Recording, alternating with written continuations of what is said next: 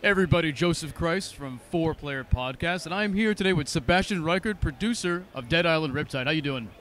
I'm great, thanks. So we're looking at the sequel to the original Dead Island, correct?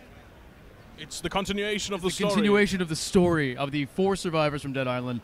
Exactly. And in the last iteration, they've escaped. They beat their biggest enemy onto the helicopter. What happens? What goes wrong? Why couldn't you allow them the safety of Homeland? Why did you have to throw them back into hell? What's wrong with you, sir? Well, when you make a game that is called Dead Island, you should make sure that you have the dead and an island. Yes. So what actually happened is, in the storyline, that they end up on a military ship. And it's a very bad idea to end up on a military ship after shooting high-ranked officers. Usually it is, yes. So what happens is that this zombie problems continue, the military ship breaks down, and they end up on another island full of zombies. Another Dead Island. Another Dead Island. Fantastic. So I saw the demonstration you had yesterday, and it showed them sort of on an island, and they were defending a sort of a cathedral type of home base. And so you guys are showing off sort of almost a tower defense sort of system in that level. Is there going to be a lot more of that in the game? Yes, we're very happy that we have this kind of defense gameplay, because it changes the pace completely. Back in the island, we only had this run, escape as fast as possible, Right. and now we're very happy that we can offer the players a new zombie fiction, the classic zombie fiction of how would you defend your home. And with this defense mechanism, where in the demo yesterday you would have defended this old church or cathedral, we have this spread all over the missions, all over the game, to make sure that you can replay this and can have fun with a tactical approach of it. Because as you mentioned, it has a little bit of this charm of tower defense. You have to use your resources right to make sure you survive all those waves of attackers. And it gives a whole new pacing to the game. Right. It's sort of the classic Night of the Living Dead scenario, where you're boarded up in the house, the zombie hordes are coming, and you have to protect yourself. Exactly. So in the original Dead Island, original Dead Island, I'm thinking zombie movies now, and Dead Alive is one of my favorites. So if you haven't seen that, you should see Dead Alive. Have you seen Dead Alive? Dead Alive? Dead Alive, it's fantastic.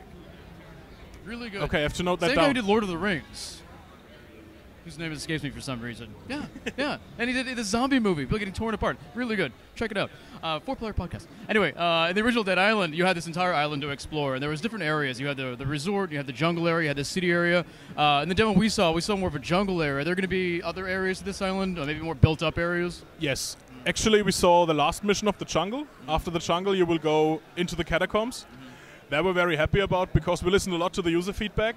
And they were clearly saying, okay, the old catacombs, the old sewers were a little bit too linear, a little bit too cramped.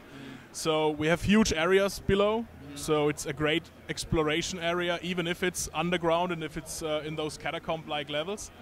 And then we also have a nice city. It's not as shitty as Moresby. It's a really beautiful city, so we're looking forward to build up this Dead Island typical contrast in there, where you have this beautiful area where we would like to make a vacation as soon as the zombies are gone. Right. I know, for me personally, in the original Dead Island, the city was probably some of my favorite parts, because it was the most dangerous part of the game. Like, it wasn't, in the jungle or in the resort area, you could sort of fight and hold your own. But in the city, it was more of a realistic city situation where you could maybe take out 2, but 20 more were coming, and you just had to run and just book it to wherever you were going. I love this feedback, because this is something where we having a hard time going into the right direction, because some of the players tell us the city was amazing, the city was the most threatening piece, right? And some other players tell us actually the city was horrible, it was just so dangerous. It goes back and forth. We kind of hear the same things. I like the dangerous aspect of it. I thought that was a high point. No, we think we're going into the right direction, because when you do survival horror, you have to make sure that people are in horror and trying to survive. Right, exactly. And so back to the original Dead Island as well, another complaint some people kind of had was with the shooting mechanics, that they weren't really as tight as they would have liked them. Has that been improved in the new title? A lot. That was one of the things we definitely took a lot of effort in, to make sure that the impact of how it hits and in general the overall balancing has engaged. We also offer to implement your old characters into the new game, which is a great aspect of it. We are really looking forward to that, but that is another reason why we emphasize more on the firearms, because at the end of that island there was more firearm usage as in the beginning. And we want to make sure that the players can continue to play the game exactly this way, that they do not have to feel like, okay, now I'm reset. I have to look for 10 hours until I get my first real firearm. Right. It's really directly back into the game, play your character the way you liked it, have fun. Fantastic. And, there's a lot of zombie games out there now. The market is pretty saturated. What, in your opinion, what is that one thing that Dead Island Riptide sort of offers to players that's sort of new and fresh?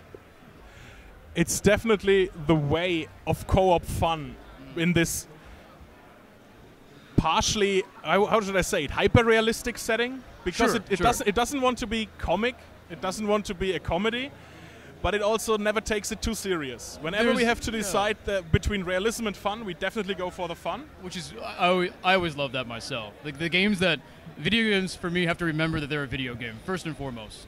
And if you get too realistic, sometimes it just sucks some of that fun and entertainment value out of them. Honestly, in a realistic way, butchering so many human-like people would be very depressing. Right, but for some reason, having numbers fly out of them makes it whimsical. Yeah, exactly. It really does. Dead Island works perfectly in terms of, slaughtering is fun. It sounds sick, but it works in this game. You heard it here first from Stefan. Slaughtering is fun. Anyway, thank you very much for talking to us. Thank you. Like we've seen so far. Check out more 4playerpodcast.com.